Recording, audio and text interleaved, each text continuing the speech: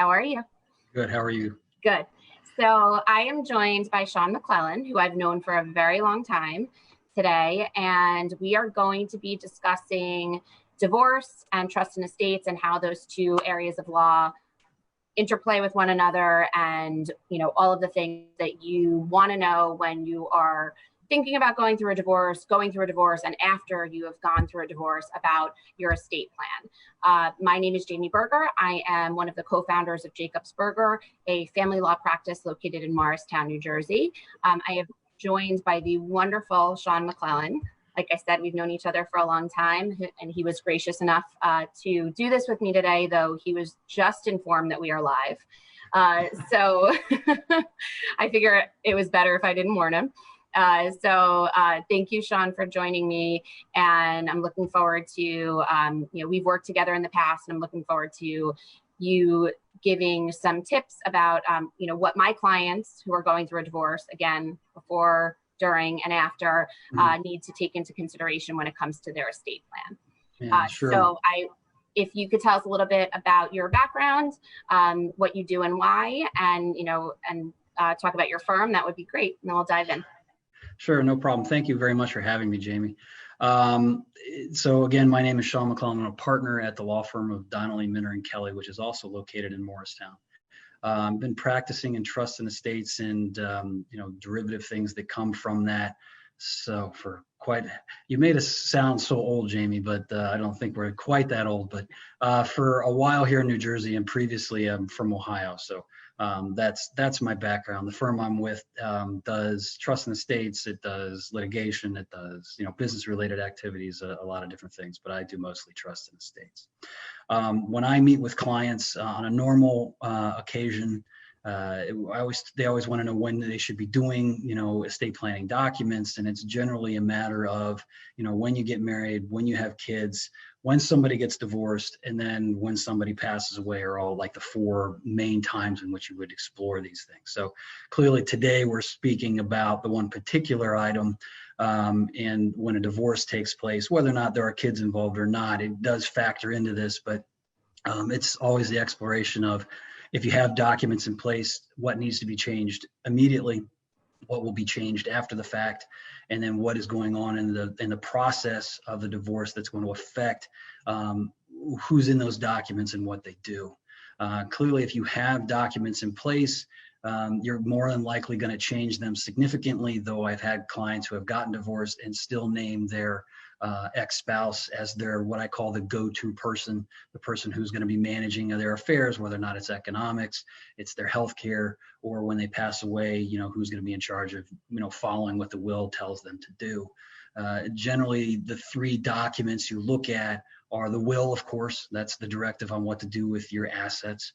From a simplistic point of view, a power of attorney, sometimes called a durable power of attorney, which is you're naming somebody to make financial decisions for you, and a healthcare directive or living will. They're relatively synonymous in the sense of what they're called here in New Jersey, but that's whom you're naming as your healthcare proxy or agent to make healthcare decisions for you if you're unable to do so. So you're really looking at a spot where you're unable to make either a financial decision, a healthcare decision, or you're no longer here to decide who gets what, and you're looking at those documents. So if you had those in place and your ex-spouse was your go-to person, depending on what's going on in the divorce, that may not be your go-to person anymore. So you would be immediately looking, even at the point of filing and even before, if you know what's coming, to change who those agents are. I mean, it's not really, you're not affecting your assets, you're not moving stuff around really, because you really can't do that. But you are looking at who's my go-to people going to be, and are they going to be parents? Are they going to be friends? Are they going to be your kids? Are your kids even old enough to be those go-to people?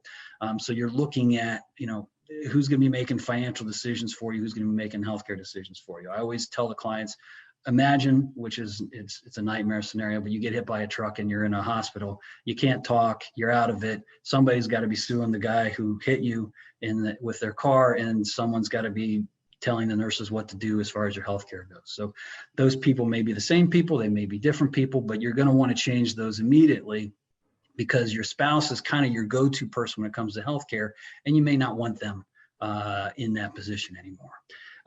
From a fair on the healthcare, yeah, certainly, because you don't want an ingrown toenail and I almost said the exact same thing. Yeah, your ex-spouse to be shows up and tells them to pull the plug because you broke your arm. So you're going to want those people moved. And when it comes to the power of attorney, if you've already executed one and you want to revoke it, you got to notify the person whom you have named as the agent. Otherwise, they don't know it ever got revoked, and they might still attempt to use it and be successful in doing so.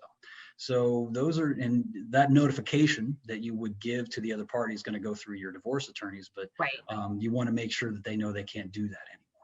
Well, and one of the things that you mentioned that's important, because at the beginning of a divorce case, you can't change beneficiary designations. You can't change, obviously can't and shouldn't. Some people do, and they get in a lot of trouble for it. But you can't move money around. You can't take people off of accounts. You can't make any major transitions, certainly financially. And in fact, when you file a complaint for divorce in New Jersey, you're certifying that you haven't done that within 90 days prior to filing the complaint for divorce in terms of the beneficiary designations and all that. But the estate documents are separate. That's something that you are able to control. And if you're preparing for a divorce, it's something that's important to be top of mind. To your point, if you're in the middle of a divorce and one of these catastrophic things happens, do you really want your spouse to be the one? And the answer may be yes. But it also may be no. So it's important to think about those things. Yeah, and then it's going to be a continuing process as far as modifying or altering your estate plan, because you're going to want to retitle assets. You won't know what they are until the divorce is over with and you have an idea of how things are going to be divided, especially retirement accounts. So that's still going to be part of what happens. But you do want to get the people in charge that you want in charge. You eventually will move assets and change titling and change beneficiaries to meet your plan, but you're not moving the assets during that period. So as you mentioned before, that's like when the divorce starts, during the divorce, what you're cognizant of, and then after the divorce is over with, what you may review and then further modify. And that would be part of that modification, and the splits on, retirement accounts or whatever it might be. So it all has to be taken into consideration. And so when you go see an estate planning attorney in the very beginning, you got to be upfront. Hey, this is all new, and they should be asking you this questions anyway, because if they don't ask you who you are and what's going on in your life, then how are they going to do the planning anyway? So, and then the other thing that we haven't mentioned yet as far as healthcare and then the power of attorney was the will itself, which is the directive on what's supposed to happen with your assets. There's two different documents that you could use. You can use a revocable trust or you could use a will. Mostly in New Jersey, you just use a will, unless you're trying to, for other reasons, need privacy or different protections. You wouldn't do the revocable trust. I'll just talk will at this point. Clearly, you're naming somebody to take care of your stuff when you're gone. That's the executor or the executrix. That's not going to be your spouse anymore. It's going to be somebody new. It's probably your power of attorney. If you've got minor children, you're going to name a guardian. Don't think that the guardian you name is going to take priority over your ex-spouse. Your ex-spouse is going to win. All right. If something happens to you, they're going to be the go-to person, which makes the next couple of things you want to do very important. You want somebody named in case your spouse doesn't survive you or dies. You need somebody to be that guardian. If your spouse has not done the changes, there won't be anybody, and you're all going to end up in court trying to figure out who the guardian is. So name that and do your kids a favor and the people who are going to take care of them a favor. The other thing you're going to want to do is anything they inherit, and it doesn't matter if it's a couple $100,000 or millions of dollars, it's going to go into a trust for their benefit. And what you get to do then is place people in charge of your money for the benefit of your kids who are not your ex-spouse. And they can be anybody you so choose. They probably should be able to work with your ex-spouse because your kids are going to be spending time there. That's where they're going to live. But you want to protect your money from your ex-spouse using it for their next ex-spouse to be, or their next set of kids from the next relationship or whatever it might be. So that is really the most important thing you can be thinking about as part of the will. So those are all things you can start doing as soon as the divorce starts, because you can change all that stuff. Okay. Can we pause and talk about, because one of the things, and I know we talked about this offline a little bit, one of the things that we use as divorce attorneys in terms of securing support and whether we'll talk specifically on child support, but also for alimony purposes or spousal support purposes, is a life insurance policy. So one of the things that you were mentioning was that the, you can and will control who is in charge of your money for the benefit of your kids, but there might be a life insurance piece of that is set forth in an agreement as part of the divorce. So those are two distinct things. You're talking about the part outside of the life insurance proceeds. Yeah, so those, you're likely in most circumstances going to have a continuing obligation to somebody after the divorce takes place. And anybody who's doing your divorce, who understands the concepts of money dries up when somebody passes away, is going to want to back that up or fund it through some other mechanism. It's usually a life insurance policy. In a few years back, before they changed the rules on the estate tax, life insurance was automatically going to go into some kind of life insurance trust, so it wasn't part of a taxable estate. I'm going to leave the taxation out of this for the time being. But what that mechanism also did was allows for that policy to be owned by somebody else, the benefit to pour into that trust, and for the terms of that trust to say, hey, any obligation that I might have under my marital settlement agreement of this date, pay it out of the proceeds of this life insurance policy, and then let the rest of it go based upon what my estate plan is. Most people, from what I see when I see this after the fact, don't do it that way. They say, okay, we're gonna have the life insurance policy, but on an annual basis, we'll adjust the benefit so that it only covers whatever is still necessary. Well, if you forget to do that on an annual basis, you're gonna overfund an amount payable to, potentially overfund the amount payable to your ex-spouse, and you lose control of it. So you can do that through some kind of life insurance trust. But you can also do that through your will. You can make it payable to your will and have the same kind of terminology. In my experience, the sides are more comfortable with it being paid to an irrevocable trust just because there is a third party trustee who's obligated to maintain what's going on here. And the trust is irrevocable. Technically, you can't change it. Right. Your will you can change whenever you want. And you're going to have some provisions probably in there, though I don't like to do it, is that they're going to have obligations to your ex-spouse under that marital settlement agreement. But I just like the certainty of using language that says, whatever my obligation is, pay it and keep the rest, rather than having to try to rely on doing that year after year after year after year after year after year until your obligation ends.